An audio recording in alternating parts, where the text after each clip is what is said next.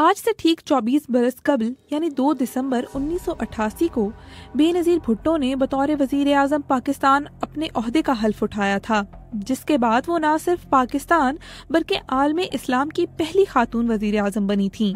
मैं हूँ नाज़िश फैज और आप सुन रहे हैं BBC की ऑडियो स्टोरी, जिसे तहरीर किया है जाफर रिजवी ने।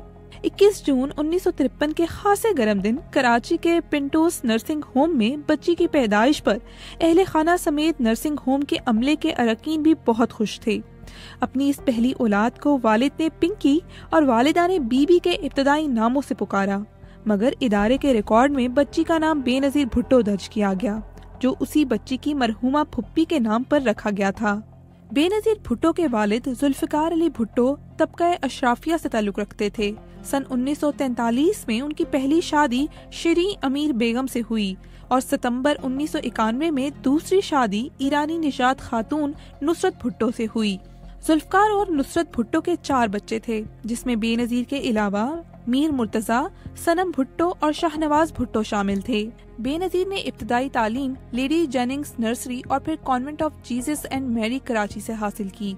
फिर 2 साल के लिए वो रावलपिंडी प्रेजेंटेशन कॉन्वेंट में ज़ेर तालीम रही, जिसके बाद उन्हें मरी के convent of Jesus and Mary भेजा गया। दिसंबर 1968 में 15 बरस की बेनज़ीर भुट्टो ने इम्तियाजी कारकर्दगी से ओ लेवल्स का इम्तिहान पास किया तो उन्हें अप्रैल 1969 में पॉलिटिकल साइंस की अंडर ग्रेजुएट डिग्री के लिए अमेरिका की हार्वर्ड यूनिवर्सिटी के रेडक्लिफ कॉलेज में भेज दिया गया। सन 2016 में अमेरिका से शाया होने वाली ब्रुक एलन की किताब फेवरेट डॉटर के मुताबिक बेनज़ीर की उम्र इस यूनिवर्सिटी में दाखिले के लिए कम थी, मगर बाअसर जुल्फ़िकार भुट्टो ने कुछ डोरियां हिलाकर बिलाखिर उनका दाखिला यकीनी बनाया। बेनज़ीर को अमेरिका में जिंदगी खासी मुश्किल लगी और इस किताब के मुताबिक उनकी यूनिवर्सिटी की एक दोस्त का कहना था कि बेनज़ीर ने पहले सेमेस्टर का ज्यादातर वक्त रोते हुए गुजारा।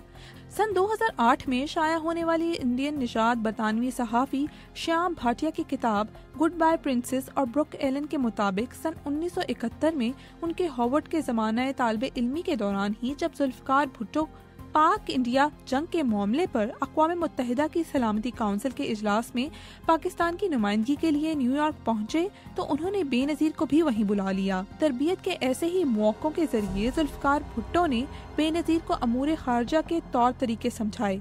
हार्वर्ड और ऑक्सफोर्ड जैसे इदारों की आला तालीम और कम उम्री में आलमी रहनुमाओं से मुलाकातों ने बेनज़ीर भुट्टो की सियासी तरबियत को मजीद निखार दिया। सन 1977 में बेनज़ीर भुट्टो मुबाहिसे की अंजुमन ऑक्सफोर्ड यूनियन की सदर मुंतखब हुई। वो पहली एशियाई खातून थीं जो इस ओहदे पर फाइज हुई। अगरचे इब्तदा में तंजीम के अरकान ऑक्सफोर्ड यूनिवर्सिटी से ही आए थे, मगर इस आज़ाद इदारे का यूनिवर्सिटी से कोई ताल्लुक नहीं था। जून 1977 में ऑक्सफोर्ड से तालीम मुकम्मल होने पर वो इस नीयत के साथ वतन वापस पहुंची कि अपने वालिद और इस वक्त पाकिस्तान के वज़ीर आज़म जुल्फ़िकार अली भुट्टो के दफ्तर में कायम मुश्तरका मफादात की बैनुल सूबाई काउंसिल में खिदमात भी अंजाम देंगी और पाकिस्तानी दफ्तर खारजा में मुलाजमत के लिए मुकाबले के इम्तिहान में भी शरीक होंगी। मगर सियासत और पाकिस्तान की फौज इनके लिए कुछ और ही तय कर चुके थे।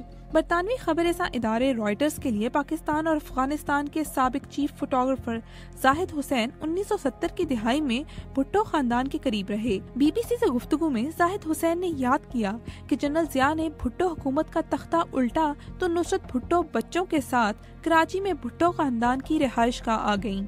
वहाँ हमदर्दी और हमायत के इजहार के लिए हर वक्त वफूद आते रहते। इतने ज्यादा लोग आते कि अकेली नुसरत भुट्टो के लिए मुमकिन ही नहीं था कि सबसे मिल सकें। वो चाहती थीं कि बाज लोग इनके बजाय मुर्तजा और बेनज़ीर भुट्टो से ही मिल लें। एक रोज वफ्द आया तो नुसरत भुट्टो ने मुझे कहा कि लाइब्रेरी से बीबी को बुलाओ। सिर्फ भुट्टो साहब बेनज़ीर को पिंकी कहते थे, वरना बेगम साहब, घर के तमाम अफराद, मुलाजिमीन और हम भी बेनज़ीर भुट्टो को बीबी ही कहते थे। बेगम साहिबा के कहने पर मैं लाइब्रेरी में चला गया। वो वहाँ बैठी हुई किताब पढ़ रही थी। कैमरा मेरे कंधे पर था। घर के इस अंदरूनी हिस्से में इतनी बेतकल्लुफी से मुझे आता देखकर वो हैरान रह गईं। ऊपर से नीचे तक बड़े गौर से मुझे देखा और टूटी फूटी उर्दू में पूछा, तुम मसावात के फोटोग्राफर हो? मैंने कहा कि हाँ। तो कहने लगी मुझे भी सहाफी बनने का बहुत शौक है। फिर कहने लगी मम्मी से कहो मैं आती हूँ। फौजी बगावत के बाद जुल्फिकार भुट्टो ने नुसरत भुट्टो को पार्टी का शरीक सरबराह नामजद कर दिया था, जबकि अक्टूबर 1977 में बेनजीर को भी पार्टी की मरकजी मजलिस आमला का रुकन मुकर्रर किया गया। यही वो वक्त था जब बेनजीर भुट्टो पार्टी की मुस्तकबिल की रहनुमा बनकर उभरी और पार्टी का मकबूल तरीन सियासी चेहरा बन गयी। वो और नुसरत भुट्टो जनरल ज़िया के खिलाफ मुजाहरे और एहतजाज मुनज़्ज़म करती रहीं और जब मौका मिलता तो जेल में जुल्फिकार भुट्टो से मुलाकातें भी करती। फिर वो वक्त आया जब फौजी हुकूमत ने नुसरत और बेनजीर भुट्टो को भी गिरफ्तार कर लिया और दोनों मुख्तलिफ शहरों में कैद या नजरबंद रखी जाती रहीं। फांसी से कबल जुल्फिकार भुट्टो ने नुसरत भुट्टो और बेनजीर दोनों को मुल्क से बाहर चले जाने को कहा, मगर दोनों ने इनकार कर दिया। इस फांसी के बाद बेनजीर और नुसरत भुट्टो को फिर 6 माह के लिए गिरफ्तार किया गया। रिहाई मिली तो दोनों को मजीद 6 माह के लिए घर पर नजरबंद कर दिया गया और दोनों अप्रैल 1980 में रिहा हुई। इस मुश्किल तरीन अमली सियासी कैदोबंद की मुसीबतों और मार्शल लॉ के सख्त और कड़े माहौल में अपनों के मुख्तलिफ रवैयों और किरदारों ने बेनजीर भुट्टो की जबरदस्त सियासी तरबियत के साथ साथ इनकी शख्सियत में वो तासुर भी पैदा कर दिया जिसे उनके हामी मुखालिफिन दोनों उनका करिश्मा करार देते रहे। मार्च 1981 में एक बार फिर बेनजीर और नुसरत भुट्टो को गिरफ्तार कर लिया गया। जुलाई 1981 में कैंसर के मर्ज का शिकार हो जाने पर नुसरत भुट्टो को तो इलाज की गर्ज से बैरून मुल्क जाने के लिए रिहा कर दिया गया, मगर बेनजीर कैद रहीं।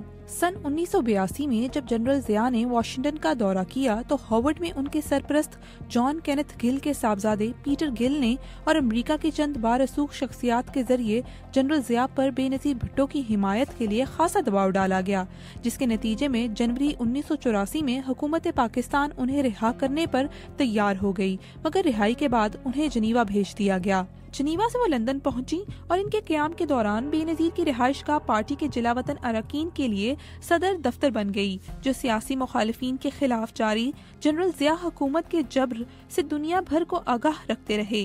वो पीपल्स पार्टी में मरकजी हैसियत भी इख्तियार कर गयी, मगर अब भी उन्हें पार्टी का बिला शिरकत गैर सरबराह मान लिए जाने में 2 रुकावटें हायल थीं। एक, पीपल्स पार्टी में जुल्फिकार भुट्टो के साथियों यानी अंकल्स के ये खदशात के पीपल्स पार्टी भुट्टो खानदान की जागीर बन जाएगी, और दूसरा खुद उनके अपने सगे भाई मीर मुर्तजा भुट्टो, जिनका ख्याल था कि जुल्फिकार भुट्टो के असल सियासी वारिस बेनजीर नहीं बल्कि वो खुद हैं। 30 दिसंबर 1985 को जब जनरल ज़िया ने मार्शल लॉ के खात्मे का ऐलान किया तो तभी बेनजीर भुट्टो ने भी वतन वापसी का फैसला किया। इसके बाद क्या हुआ बताएंगे आपको ऑडियो स्टोरी की अगली किस्त में।